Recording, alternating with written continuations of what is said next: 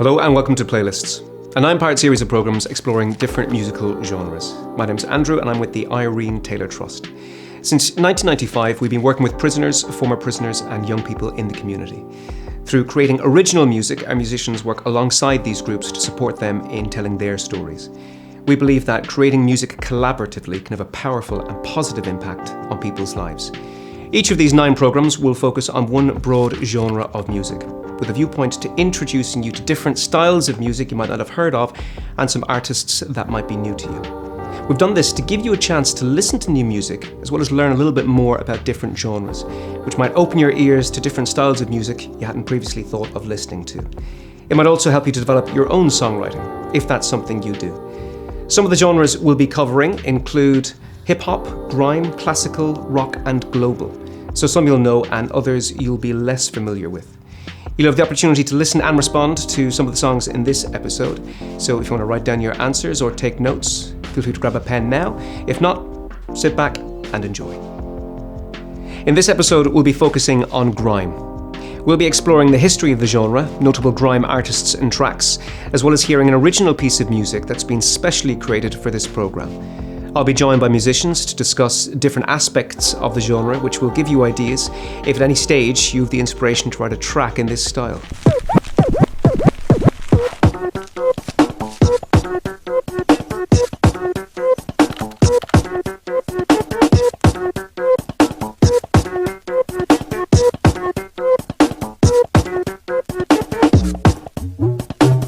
I'm joined by Sara Lee, who's the Artistic Director of the Irene Taylor Trust, who has been delivering and overseeing the running of music projects in prisons for over 35 years.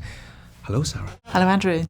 In this episode, we are focusing on grime. I wonder how often is it that you come across people who have the ability to both write the lyrics and perform those for grime? I remember when grime first appeared in the kind of early 2000s, that we were absolutely amazed by the quality of emceeing and the lyrics which people used to bring along to projects. So basically young lads used to come in with folders and folders full of lyrics which they'd practiced over and over and over again, like about 1 million times. And so really all they needed when they came in was for us to create a beat for them, and then they were off. So it wasn't about writing the lyrics during a project necessarily, it was just, I've got them here, can I have a beat please? Grime was born in East London in the early 2000s. It developed out of UK garage, combining elements of jungle and dancehall to create a dark, energetic sound unlike anything else at the time. Grime is usually around 140 beats per minute, with fast, complicated drum patterns, aggressive electronic bass lines, and usually featuring vocals by way of rapping or MCing. Like in hip-hop, grime MCs often talk about inner city life and boast about their skills as rappers, but with more speed and intensity to match the energy of the beats. There's lots of debate over who created the first grime beat, but the sound first appeared on pirate radio stations such as Rinse FM and Deja Vu in the early 2000s. Lots of these early tracks were created on music-making software called Fruity Loops, which was known for being easy to learn. Grime was an underground genre of music to begin with, but artists such as Wiley, Lethal Bizzle and Dizzy Rascal began to receive mainstream attention in 2003 and 2004. Dizzy Rascal's classic album Boy in the Corner won the prestigious Mercury Prize, and grime had its first top 20 hit with Lethal Bizzle's Pow. Sadly, major record labels didn't know how to sell grime, and mainstream interest began to die down in the late 2000s. Despite this, artists such as Skepta and Meridian Dan scored hits in 2014, reviving the genre and paving the way for a new generation of grime MCs. Artists such as Lady Leisha, A.G. Tracy and Stormzy would go on to become household names, counting YouTube and Spotify streams in the multi-millions. A huge moment for the genre came in 2019 when Stormzy headlined Glastonbury Festival, becoming the first black British solo artist to do so, and the second youngest headliner in the festival's history. So, here we are.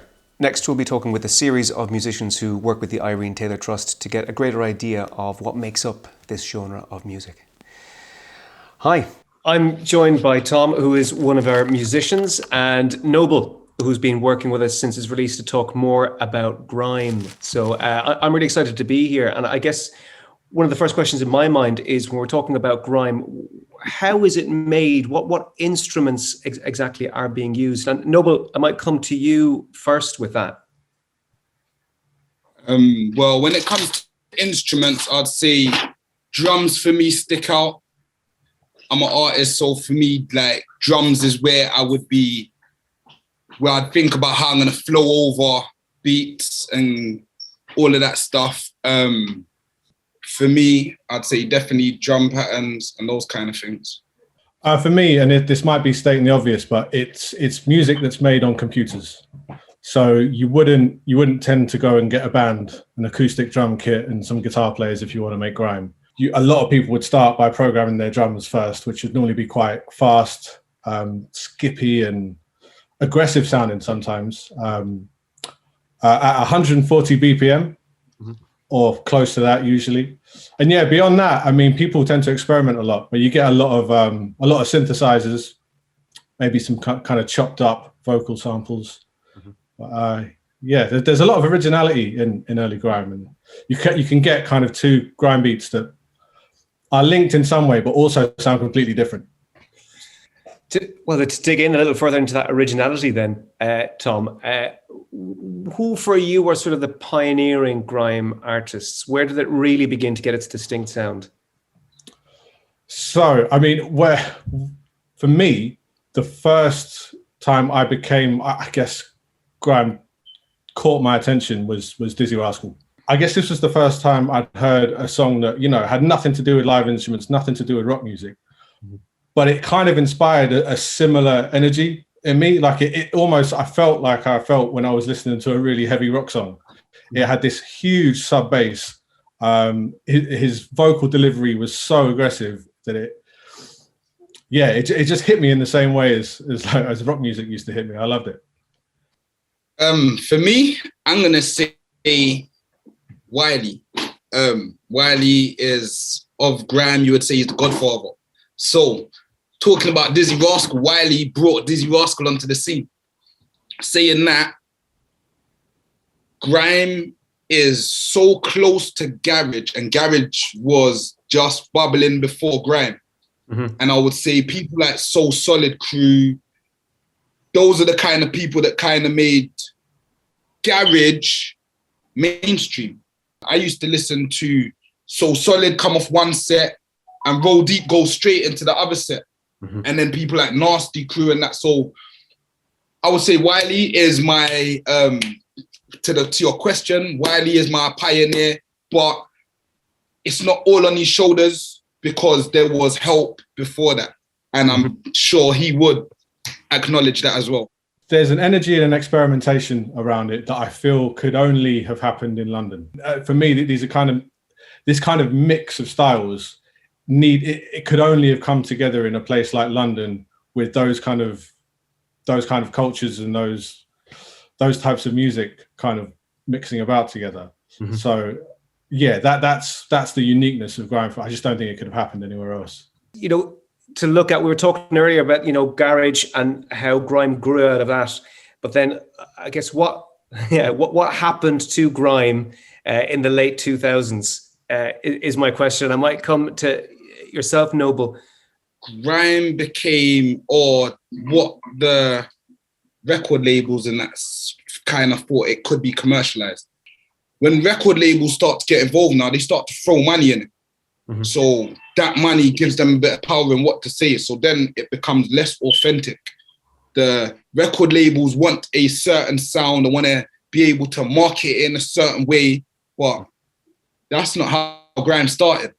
So now you're trying to tweak something that was fresh before. And even for Dizzee Rascal, me as a big fan of Dizzee Rascal, pirate radio station days, rave days, I felt like the album was a little bit watered down. And I can only guess that was because of record labels and them wanting to get involved. At the same time, it made sense because now he is a household name and his money is up, which is the plan. But it kind of watered down his sound a bit. I think that Dizzee Rascal album, Boy in the Corner, was a big deal because it won the Mercury Prize, which it got a lot of people who didn't know about grime, who weren't listening to grime, to start looking towards it. And with that, inevitably comes record labels who realize that something has happened, something underground and something very cool, and something that they want to profit off of. There started to be some kind of strange grime pop crossover records.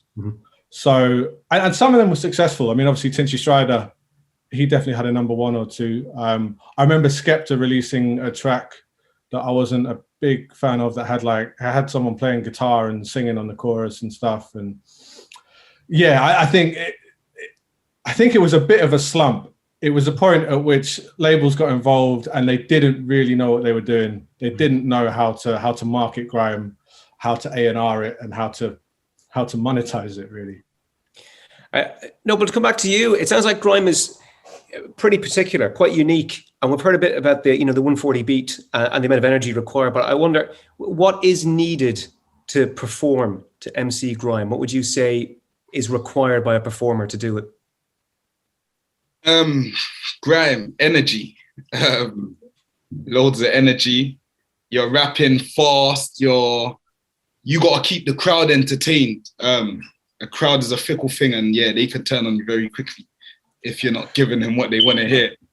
I think what's also significant is that grime was pioneered by young people, and I think it was often, like certainly with Dizzy Rascal, it was using sounds that weren't necessarily expensive. I mean, people weren't using the most expensive high quality gear around. Sometimes it was just what might be found in a youth club or something. And yeah, certainly I read a long interview with Dizzy Rascal on Making Boy in the Corner, and he said he was just looking for sounds that were aggressive and different. And I think to me that sums up kind of how grime became its own thing. It was people trying to make sounds that were different, trying to make something that stood out and really pioneer a new sound. I love it. Aggressive and different with the things that you have.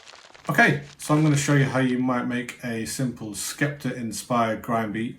I'm using Logic Pro, and I've set my session to 140 beats per minute, which is the speed of almost all grime music. I've got some percussive elements here that I've just made. So I've got a shaker. I've got a hi-hat. And I've got a couple of little vocal samples as well. And all together they sound like this.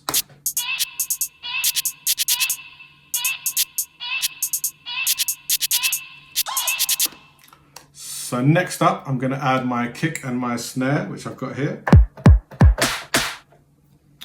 Here we go.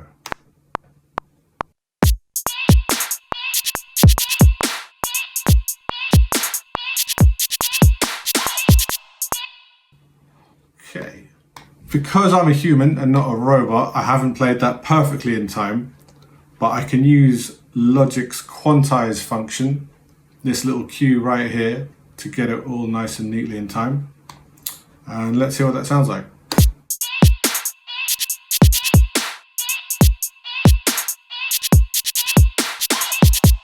Okay, so now I've got some drums to work to. I'm going to try and come up with a riff or a melody. And the sound I'm going to use to make that with is this sound right here. It's kind of a classic grime sample. It originally came from a keyboard called the Korg M1, and it's what Skepta used to make the beat for That's Not Me. And using Logic, I can drag it into a sampler, and then I can play it all across the keyboard. So let's see what I can come up with.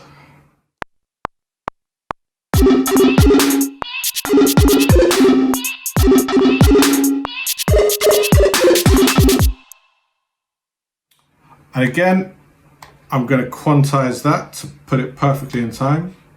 And here's what we've got.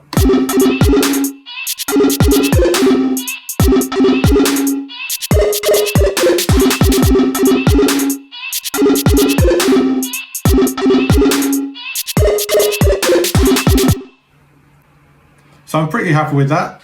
And to thicken it up, I'm going to add a bass to it. And the sound I'm going to use is going to be a square wave synthesizer, another classic grime sound. Sounds like this. And to make things easier for myself, I'm just going to drag over the flute pattern and put it straight onto that sound. But I think it would be better if it was lower. So I'm going to drag it down and maybe just cut out a couple of notes so it's not exactly the same.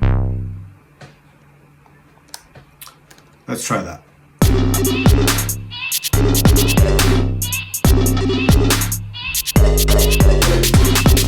So we're pretty much there now. I'm just going to try one last sound, which will be this synth lead sound, which I'm hoping should give the track a little bit more atmosphere. Here we go.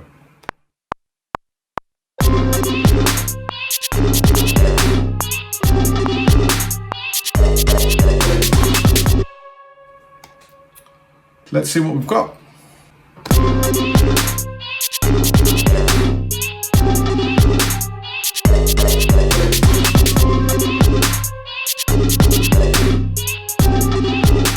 And that's how you make a simple Skepta-style grime beat. To come back to yourself, Noble, when we've tracked a little bit about the history of grime, you know, coming from garage, where it was in the early 2000s, Dizzy Rascal, money coming in and changing the freshness of it a little bit. But for you, where is grime now? Grime's still there. It's still alive.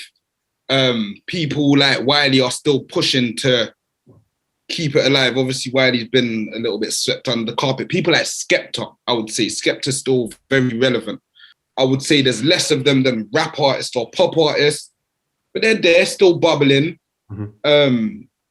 But everything has its time. As we said, garage had its time, then grime came in and had its time. And right now, I would say drill is having its time and its moment. So without going too far left, grime's still there, it's bubbling, but I think it's slightly turning into something else. There's still grime artists that are doing grime, mm-hmm. but even a lot of them are experimenting with the drill and even sometimes rap. But it's very much still alive. Excellent, Tom. To come to your side of things, same question. Is grime still there? And if it is, where do you think it's going? Is it merging with drill? Is it going its own way? What's your sense of that? I completely agree with Noble in that currently, like he was saying, garage had its time, grime had its time, and at the moment the spotlight over here in London is on UK drill. But the original kind of grime pioneers, people like Skepta, JME, Kano, for example, they are still releasing grime music and grime albums. I mean, yeah, Kano released a grime album a couple of years ago, which was incredible. So it's still there, but just as Noble was saying, some of those artists are also experimenting with drill beats and kind of more straightforward rap beats. So it's kind of both. It's still there, but people are adapting to new trends as well. I do think something that was very significant was back in 2019, I think, just before lockdown and everything, we had Stormzy headline Glastonbury. So I think that's a big kind of exclamation point for how far grime has come from something that was underground on pirate radio to something that has been so accepted kind of by mainstream society and become so popular that it could headline one of the biggest music festivals in the world. Here's a track we've created specially for this episode, which has been written in the style of grime. We paired up one of our project team with someone from our Sounding Out programme to co-create a track. When you're listening to this, see if there's anything you recognise from the things we've spoken about earlier in the programme, such as instrumentation. Hey man, you're ready for this. Hit it. I came in the game with resentment. If I say things, then I meant it. I don't make words for the sentence. It has to make sense or it's senseless. I ain't senseless, but ain't said shit. When the heat's on, no mention. When the beat's on, I'm medzing. Drop weight on me and I'll bench it. No hands on it when I'm benching. I get hands on, no lending. Don't get me wrong, I might send him. My guys are real, they will send it. Crash that corn, something get smoked, no Rizzler. 9 nights gonna occur, beer rum, beer sizzler. I'm trying to change, but in the past, be a fitna. So much years in the box, sometimes I wonder how I got this far. Managers grimy with flows. I get grimy and rolls. Managers sound boys do shows. Me and them different and it shows. I'm about to kick the door, it's closed. I kept that poker face on, that's at all times. I'm a hustler, I did all grinds. Done my time, I did all crimes. Shot food, did moves, flamed the 4-5. I had 3 8s, I had 4 4s, they were all 9s. I brought bread with my dogs, we were all mine. Most man that I'm round, I done real time. I know niggas the judge hit with real life. Read the G's. I know niggas the judge hit with real life. No release dates, no appeals left. You don't know what that feels like. Managers grimy with flows. I get grimy and rolls. Managers sound boys do shows. Me and them different and it shows. I'm about to kick the door, it's closed. The managers grimy with flows. Me I get grimy on rolls. The managers sound boys do shows. Me and them different and it shows. I'm about to kick the door, it's closed. Most them donnies are patties. Gal traits are too chatty. Go buy your own, you're too catty. I said most of the donnies are patties. Gal traits are too chatty. Go buy your own, you're too catty. Most them donnies are patties. Gal traits are too chatty. Go buy your own, you're too catty. I said most of the donnies are patties. Gal traits are too chatty. Go buy your own, you're too catty. Managers grimy with flows. I get grimy and rolls. Managers sound boys do shows. Me and them different and it shows. I'm about to kick the door, it's closed. Managers grimy with flows. I get grimy and rolls. Managers sound boys do shows. Me and them different and it shows. I'm about to kick the door, it's closed.